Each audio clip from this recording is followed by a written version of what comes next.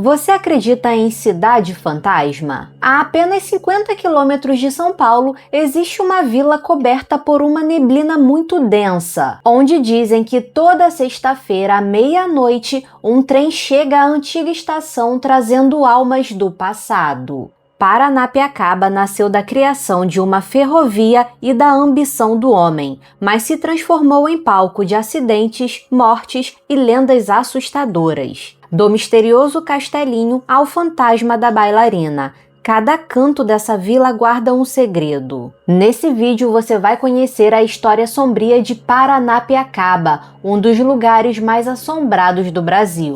Bem-vindos ao canal, eu sou a Kim Siqueira. Já deixa o like e o hype agora no início do vídeo, que é muito importante para ajudar o meu trabalho. Se ainda não está inscrito no canal, se inscreva, temos vídeo toda semana. Aproveita e deixa um comentário que isso ajuda muito no engajamento. E me segue lá no Instagram, no @KimSiqueiraOficial. Aproveita e me marca lá nos stories para eu repostar. Sem mais, bora começar esse caso sinistro.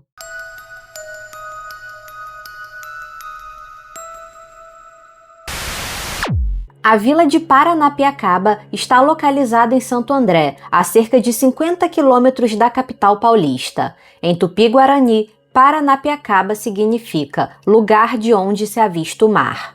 A história da vila começa por volta de 1850, quando imigrantes ingleses chegaram ao Brasil para trabalhar na São Paulo Railway Company. A vila basicamente foi construída para abrigar os trabalhadores imigrantes da construção da ferrovia Santos-Jundiaí. Essa ferrovia, com seu sistema funicular, foi um marco tecnológico para a época, pois permitia o transporte de café do interior do estado de São Paulo para o Porto de Santos, passando por um trecho de 800 metros de altura da Serra do Mar.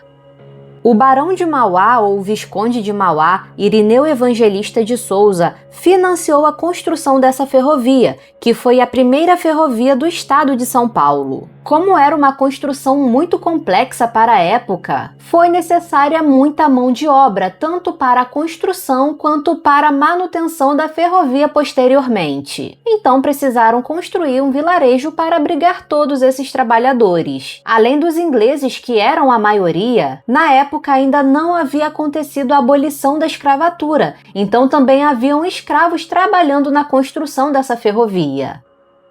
Os ingleses foram os responsáveis pela construção da vila de Paranapiacaba, projetada seguindo a arquitetura inglesa, e também pela manutenção da ferrovia nos 90 anos que permaneceu ativa, de 1856 até 1946. De acordo com o decreto, só era permitido morar na vila quem trabalhasse na ferrovia, e esse decreto durou até o final da concessão em 1946.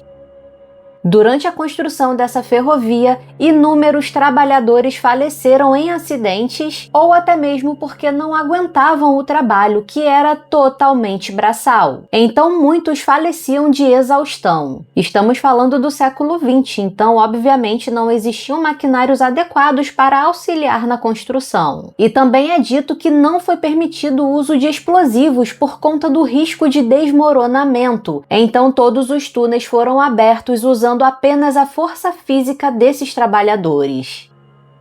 Dizem que quando os escravos morriam, eles jogavam os restos mortais no meio da massa, ou então cavavam um buraco ali mesmo no túnel e continuavam a trabalhar como se nada tivesse acontecido. A gente viu algo muito parecido na construção do Casarão Afonso Sardinha, também em São Paulo. Vou deixar o link aqui no card para você assistir depois e também nos comentários. Na verdade, se eu não me engano, esse é o terceiro vídeo que eu faço sobre o lugar assombrado em São Paulo. Eu preciso fazer sobre lugares assombrados aqui no Rio de Janeiro, que tem muitos, mas eu quero fazer visitando o local, mostrando de pertinho para vocês. Vocês acham uma boa ideia? Comenta aí para mim, tô aceitando sugestões. Em 1867, a ferrovia foi inaugurada em sua totalidade, conectando Santos a Jundiaí, com 14 túneis, 16 pontes e casas de máquinas por todo o sistema ferroviário. Devido à sua importância, a vila de Paranapiacaba tornou-se um importante centro operacional da ferrovia, marcando a influência da Inglaterra no desenvolvimento ferroviário do Brasil. Inclusive, lá em Paranapiacaba, eles construíram uma réplica do relógio Big Ben, aquele famoso relógio de Londres, e tem uma lenda envolvendo esse relógio que eu vou contar mais pra frente. Uma curiosidade sobre esse relógio é que o número 4 em romano é diferente nele, e parece que era muito comum na época usar o 4 em romano assim por questão de estética.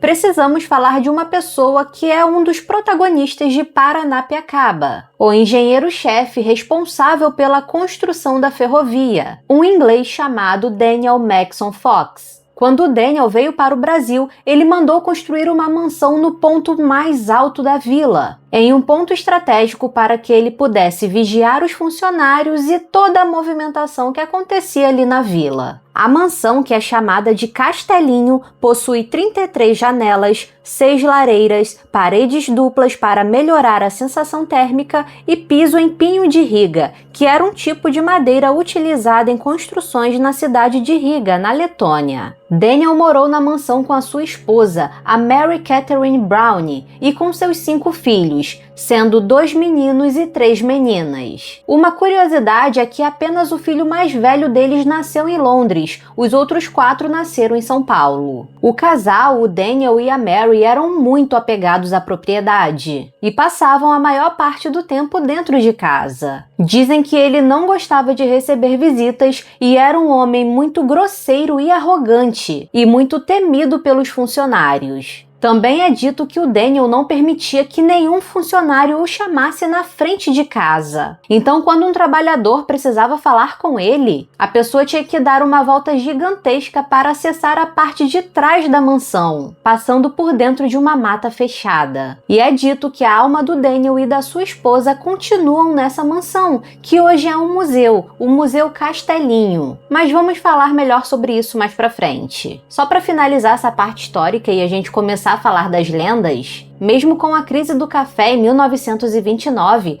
Paranapiacaba funcionava a todo vapor. Mas quando a concessão acabou em 1946, os ingleses retornaram para a Inglaterra e o governo federal então assumiu o comando da ferrovia. E de acordo com os moradores, esse foi o início da decadência da vila de Paranapiacaba. Em 14 de janeiro de 1981, ocorreu um incêndio na antiga estação, destruindo-a completamente.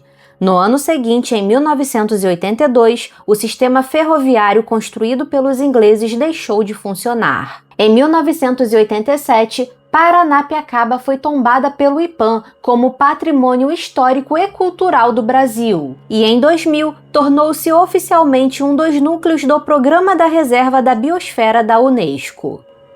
Até agora eu não falei da neblina e muito provavelmente você deve estar achando que eu esqueci. Só que não. Vamos falar dessa misteriosa neblina juntamente com a parte sobrenatural da vila e suas famosas lendas. A vila de Paranapiacaba é tomada por uma neblina, na maior parte das vezes muito densa, até mesmo durante o dia. E é dito que um dos motivos que levou o Daniel Fox a escolher o alto da montanha para a construção da sua mansão foi justamente por causa dessa neblina, que cobria toda a sua casa. E parece que ele conseguia vigiar toda a parte baixa da vila sem ser visto pelos funcionários por conta da neblina. A neblina em Paranapiacaba é tão famosa que a cidade ficou conhecida como Silent Hill brasileira, por causa da atmosfera de mistério que remete ao cenário desse famoso jogo de terror. Na verdade, toda essa neblina é causada pelo encontro de massas de ar quente e úmido com o ar mais frio da serra. É um fenômeno normal em locais com altitudes mais elevadas. E agora vamos falar das famosas lendas que cercam a vila de Paranapiacaba. E olha que não são poucas, hein? Uma das lendas mais famosas de Paranapiacaba é chamada de Véu da Noiva. De acordo com essa lenda, um filho de um engenheiro da São Paulo Railway Company se apaixonou pela filha de um operário. Mesmo as famílias sendo contra esse romance por conta da diferença de classes, os dois jovens decidiram se casar. Mas no dia do casamento, o rapaz foi trancado pelo pai no porão de casa e a noiva ficou o esperando no no altar. A jovem, que estava de branco, vestida de noiva, muito triste com o ocorrido, entrou no primeiro trem que viu na estação. E quando o vagão passou pela ponte da Grota Funda, ela se jogou no precipício. Segundo a lenda, a neblina que invade Paranapiacaba é o longo véu da noiva que sai da Grota Funda e vai para a vila procurar o seu noivo. Algumas pessoas que fazem trilha por essa região alegam ver essa noiva se jogando da ponte. Existem algumas lendas relacionadas ao Daniel Fox e ao Castelinho, e agora vocês vão entender porque eu disse que ele era um dos protagonistas dessa história. Alguns moradores e visitantes relatam que conseguem ver o espírito do Daniel vigiando pelas janelas do castelinho. Outros afirmam que podem vê-lo ao nascer do sol dentro da mansão. Parece que seu espírito, na maioria das vezes, é visto pela manhã, descendo as escadas e indo até a cozinha. Quem presencia a cena diz que é possível ouvir os passos dele descendo as escadas, junto com uma queda brusca de temperatura no local. Existem 2 quadros no castelinho. Um é o retrato do Daniel Fox e o outro é da sua esposa Mary. Os quadros são tão realistas que parecem fotografias. Reza a lenda que esses quadros possuem vida própria. Muitos afirmam que é possível ver os olhos no quadro se mexendo, como se estivessem vivos. Parece que no Museu Castelinho, que é aberto para visitação, tem muitas atividades paranormais, como objetos que se movem sozinhos, luzes que acendem e apagam, além de barulhos inexplicáveis como passos. É dito que no museu tem uma cadeira que pertencia ao Daniel e, de acordo com a lenda, ele não permitia que ninguém sentasse nessa cadeira, nem os seus próprios filhos. De acordo com os guias, existe o relato de um visitante que foi até o Museu Castelinho para visitar e, chegando lá, o cara simplesmente começou a debochar da história. Debochou do Daniel Fox e sentou na cadeira dele. Enfim, faltou com respeito. Algo que jamais devemos fazer. Mesmo se você não acredita, respeito é sempre bom. Enfim, é dito que inesperadamente esse rapaz começou a passar muito mal, a suar frio, e então ele saiu correndo da casa. E esse rapaz só melhorou quando ele chegou do lado de fora. Foi algo totalmente repentino e sem nenhuma explicação lógica. Dentro do castelinho tem uma cadeira de balanço que dizem que era da Mary, a esposa do Daniel. Dizem que essa cadeira se balança sozinha, como se alguém estivesse sentado nela. Dizem que a Mary era uma senhora de pele muito clara, cabelos escuros e olhos azuis, algo que podemos comprovar com aquele retrato. E muitos afirmam que é possível ver o espírito da Mary vagando pelo castelinho. Um dos guias conta que, certo dia, um grupo de investigadores paranormais agendaram um tour pelo castelinho e combinaram de entrar lá às 11 horas da noite. Mas quando eles chegaram e o guia tentou abrir a porta simplesmente não abria. Era como se a fechadura tivesse emperrada ou algo do tipo. Um dos investigadores do grupo ficou muito irritado porque a porta não abria e o tempo estava passando. E esse cara ficou reclamando e xingando. Depois de um certo tempo, quando eles desistiram de abrir a porta e estavam indo embora, como num passe de mágica, a porta simplesmente destravou. Mas quando eles entraram na casa, os equipamentos começaram a dar problemas, como se algo não os quisesse ali. E aquele investigador, que já estava super estressado, começou a xingar o espírito do Daniel Fox. De acordo com o guia, no exato momento que esse homem xingou o Daniel, um barulho muito alto começou nos fundos da casa e vários objetos começaram a se mover sozinhos. Então o guia e a equipe de investigadores tiveram que abandonar a casa imediatamente. Outra lenda muito famosa por lá é a do trem fantasma. Reza a lenda que toda sexta-feira à meia-noite, o relógio Big Ben toca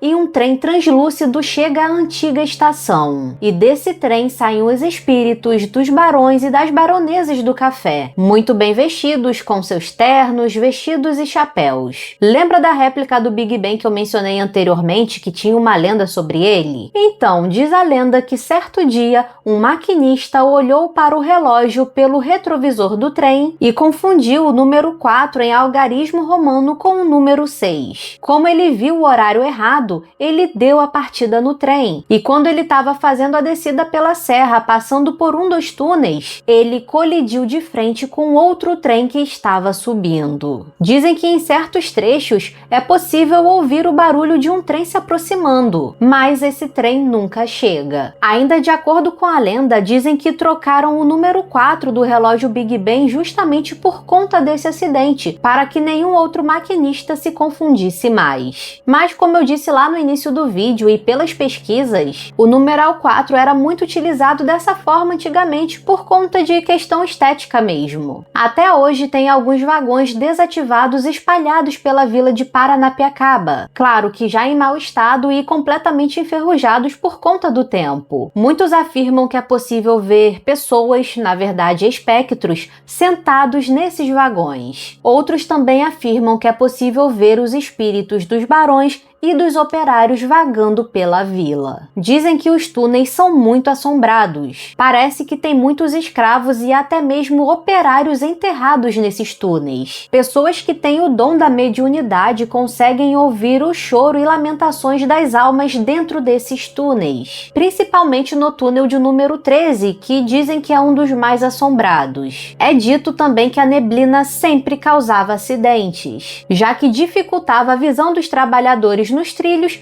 e também dos maquinistas. E com isso aconteceram vários acidentes fatais e mutilações de operários. Dizem que se você passar nesses trilhos quando estiver com neblina, é possível ver a alma dessas pessoas acidentadas nos locais exatos dos acidentes. Outro fantasma muito famoso na vila de Paranapiacaba é o de uma bailarina. Na vila tem um clube chamado Clube União Lira Serrano, construído por volta de 1936, onde acontecem diversas atividades culturais. Bom, antigamente nesse clube aconteciam muitos bailes, e nesses eventos sempre tinha uma bailarina muito famosa dançando, que fazia sucesso nesses eventos. De acordo com a lenda, por questões de saúde e até mesmo por conta da idade, ela teve que parar de dançar. Porém, até os dias de hoje, é possível ver o seu espírito dançando pelo clube. Existe também pela vila o fantasma de um vigilante. De acordo com a lenda, antigamente havia um homem que trabalhava como guarda na vila e fazia ronda todas as noites. É dito que esse homem sempre batia 3 vezes na porta de cada morador, e os moradores respondiam com 3 batidas também, para dizer que estava tudo certo. Dizem que mesmo após a morte desse guarda, os moradores escutam 3 batidas na porta de casa durante a noite.